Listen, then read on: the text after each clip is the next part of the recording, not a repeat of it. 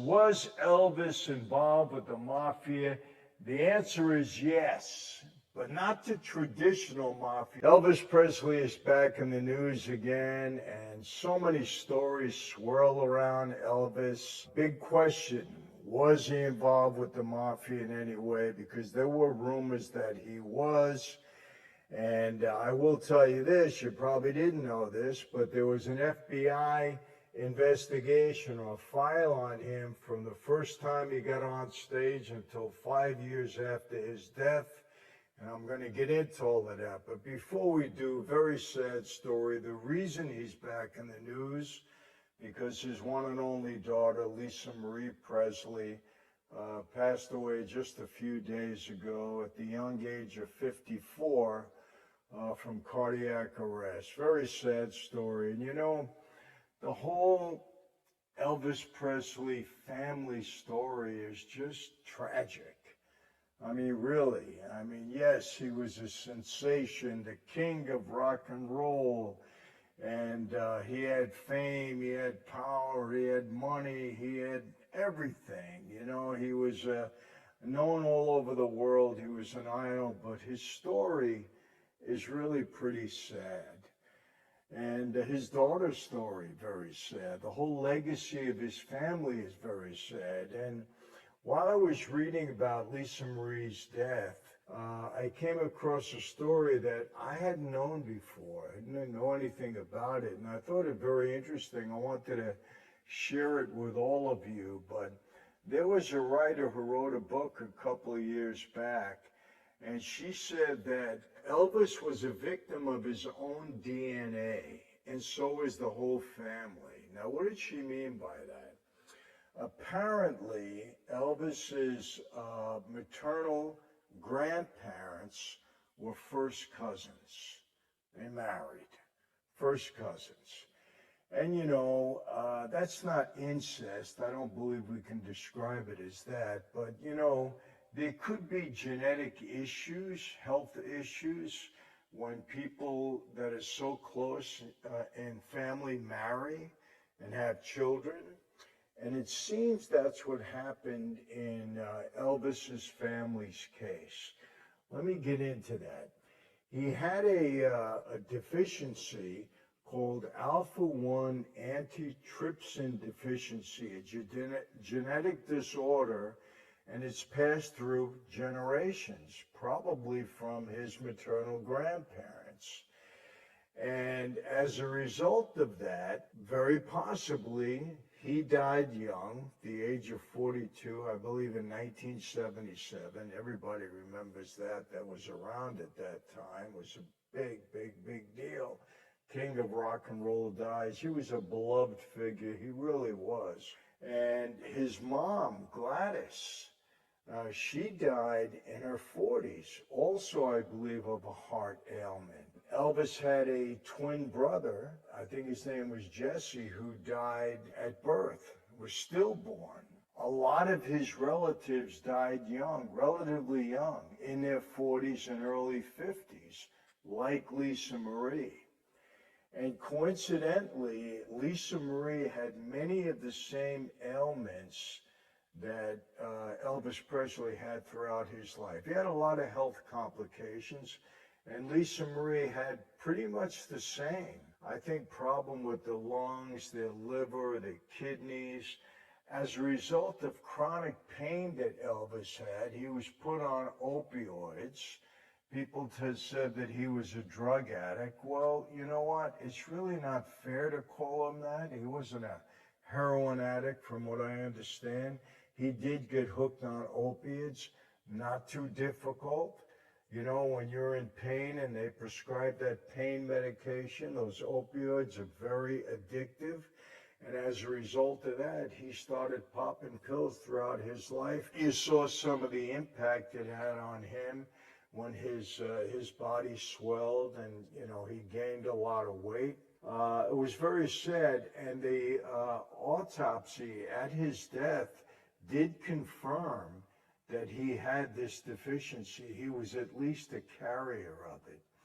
So it was very sad to know that, because if he was a victim of his own DNA, certainly had no control over that. He was going to have those ailments, like it or not. You know, that's how it was back then. I don't think you see that too often today. You don't see family. You don't see people marrying as much at all today. But it was something that was fairly common way back when. I just wanted to mention that. Like I said, it was interesting to me, something that I didn't know. It's amazing how many of these people that are so beloved, have money, wealth, power, celebrity, how they have such tragic life stories. You know, I just heard recently that Jack Nicholson, brilliant actor, he's in his 80s, I think he's 88 years old. He hasn't left his house really in 2 years other than to see his kids. He won't go out. He's like a recluse. People are worried about him. He lives here in California. Robin Williams, same thing. You think he's beloved. You know, I talked about Twitch not too long ago, how he committed suicide. You know, you never know. If you look into Hollywood and celebrity, you're going to see there were many tragic stories. Many tragic stories. What does that show you? Power, wealth, celebrity, not the answer to everything, people. Look, at my turn, I don't want to get preachy, but, you know, God is the answer to a lot of these things, man. He gives you hope. And for me, a relationship with Jesus Christ has meant the world to me and a big difference in my life.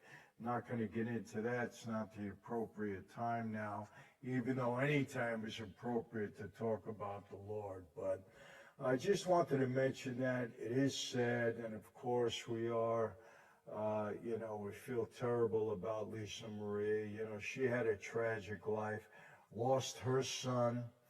He committed suicide just a couple of years back. It destroyed her, from what I understand. She was married several times. She inherited $100 million, lost just about all of it. People swindled her out of money, and she was just, you know, not as responsible as she should be. Just terrible stories with a lot of these celebrities. It's very, very sad. So just understand that if you are at a certain place in your life, and you know, you got food on the table, you got your health, you got people around you that you love, you may not have a lot of money, you may not be able to sing and dance and act and have a position of power, but if you got your family, you got a roof over your head, and you got your health, man, that's a blessing. Really, you know, it's a real blessing. But let's get into this. Was Elvis involved with the mafia? The answer is yes, but not the traditional mafia that you might believe. He was involved with the Memphis Mafia. Now, that's a name that people gave those people that were close to him, that were his dear friends, that protected him, that were by his side. He was comfortable with. Elvis, for obvious reasons, didn't trust a lot of people, and he shouldn't have. When you're in that position, everybody's trying to get close to you. Everybody's trying to get a piece of you. They want to get around you. They want to get your money. They want to get in the limelight. So he was very leery of people around him. So he stayed with a tight group, and they were known as the Memphis Mafia. Now, they didn't shoot and kill people like, you know, we believe the mafia did, my former associates, myself, but it was just a different thing. It was a name that they gave him, and he surrounded himself with those people. And he liked to be the godfather, from what I understand of that. Maybe he got it from the movie if he saw it early on. I don't know, but anyway, so let's dispel the other rumors. He was not involved in any way, shape, or form that I know of, that I ever heard of, that was ever been reported. There's no evidence to that fact. And if it were true, I think they would know about it, because what you don't know, or you may not know, is that Elvis was a subject of FBI scrutiny from the first day he got on stage in the 50s on the Ed Sullivan Show, right through 5 years after his death. For like 25, 30 years, he was the subject of FBI scrutiny. Now, why was that? Well, they called him a danger early on, believe it or not. Why? Because they said he had a negative influence on kids. They watched everything about him. They watched how his hair was long. They talked about his gyrations on the stage. Could you imagine this? They said his music was a threat to young people. Compare that to what we hear today with rap music, and just listen to some of Elvis's songs. How back then can they say that he was a threat to young people? Because he had them dress a certain way, because they liked the way he, performed on stage. It was so ridiculous, but that was back in the 50s, 60s, early 70s, totally different, culture than what we have today. I mean, think about how crazy that is. They reported on his dress. They reported on his love life. They reported his movements on stage. They reported all the crazies that were around him. I mean, this was a real, thorough investigation. He was a subject of investigation for well over 20 some odd years. And, the ironic thing about this is Elvis was a patriot. He went in the Army, right? He was in the Army. He was a patriot. And you know who his hero was? J. Edgar Hoover. He said that, quote, Hoover was the greatest living American. He loved Hoover. And yet Hoover was afraid to meet with him, would not meet with him. As a matter of fact, Elvis went to meet President Nixon at one point in time in Washington at the White House, and Hoover was conveniently out of town because Elvis wanted to meet him at the same time. He was conveniently out of town, wouldn't meet with him. Why? Because he had long hair, because he dressed crazy, because he sang differently than anybody did before. Just so crazy. How can you consider Elvis Presley a threat?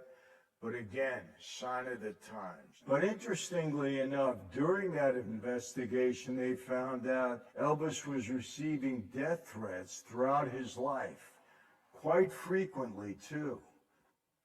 Who knows why? People are crazy, guys in the limelight, death threats because they thought probably he had a negative influence on kids. One time he was scammed. He was a subject of, fraud attempts all the time. He was scammed on a deal, and these guys that scammed him might have had some mob connections. It had to do something with a plane that he had. They sold him the plane, and then they financed the plane, for $1 million.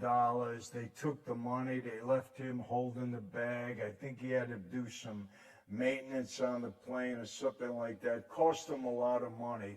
They tried to scam him, and they did get away with it, from what I understand. They might have gotten locked up later on. I don't know. But he was the subject of, fraud attempts all the time. This is something that really riles me. In the Bible Belt, they were totally against him. These Christians that are so legalistic, so judgmental, man. It drives me crazy when I hear this. But there was a paper, I think it was in Wisconsin, they said that Elvis is a definite danger to the security of the United States. He was thought to be a sexual pervert and a drug addict. Now, again, his drug addiction, I'm not going to get into it because I don't know too much, but I know a lot of his drug-related problems were a result of the opioids that he was put on because he was in chronic pain. But to call him a sexual pervert, they have no evidence of that. There was never anything out there that he was doing perverted things, but because he danced a certain way on stage, because he sang songs a certain. There was a communist party in Mexico, and they started a campaign to ban his music in Mexico City on all the radio stations. And they also started a campaign. They got a lot of young people involved in this to burn his magazines, burn his recordings. There was another story out there that the Red Army in Germany was hatching a plot to assassinate Elvis. The FBI received anonymous tips that Elvis would be kidnapped in Vegas. I mean, all of these things were uncovered through the investigation. So I guess in some ways it was a good thing that they were watching him, because you had a lot of shady people trying to do things to him. This is the price of celebrity at times, you know. And it's a shame, because he seemed like a good guy. I mean, really. He didn't have any complaints about his character. He didn't rough people up. He wasn't an egotistical guy, it seemed, you know. I know one thing, his dream really was to be a movie star. He loved being in the movies. He could never get that, you know, solid role. They always put him in these kind of B-movie types. But he really did want to be an actor. That was his dream. Anyway, you know, again, all of this, it ended tragically for him, you know, at the young age of 42, 1977. And boy, I remember when Elvis died. It was huge. I mean, people crying and crying. So many people took it so hard. I mean, I know one thing, my wife, I think if she would have met Elvis first, I probably wouldn't be married to her, because like every other young girl at the time, you know, she was fascinated by Elvis. I'll put it that way. And so many young women were, and rightfully so. I mean, he gave joy to so many people. He was a brilliant entertainer.